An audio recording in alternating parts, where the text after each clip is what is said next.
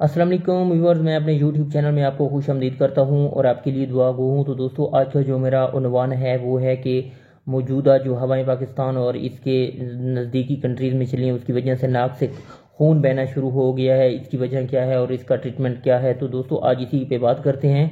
और मैं आपको बताता चलूं कि ये नाक से खून क्यों शुरू हो चुका है। ये तो लोगों के जो जहन है वो दूसरी तरफ जा रहा है कि कहीं कोरोना वायरस की वजह तो नहीं है।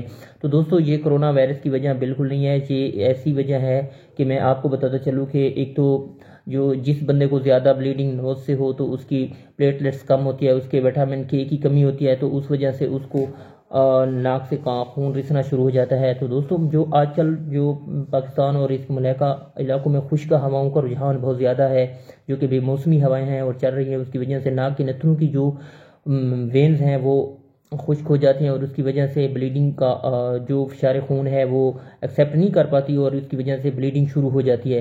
तो दोस्तों, इसका जो एक ही वजह है, आप इस तरह एहतियाती तदबीर इसको आपने ज़रूर इस्तेमाल करनी है। नाक में पानी का डालना है, जैतून तेल नाक के नथनों में ज़रूर इस्तेमाल करना है। जेनोसिन नोज ड्रॉप है, वो मैं आपको दिखाता चलूँ, ये आपने इस्तेमाल करना है।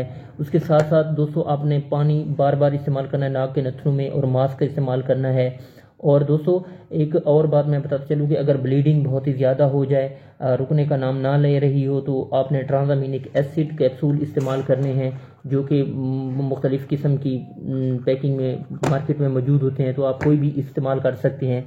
तो दोस्तों, आपने एहतियाती तदबीर करनी है और इस तरह नहीं सोचना कि कोरोना वायरस है। तो दोस्तों, इसी के साथ इजाज़त चाहूँगा। दुआओं में याद रखना। अल्लाह।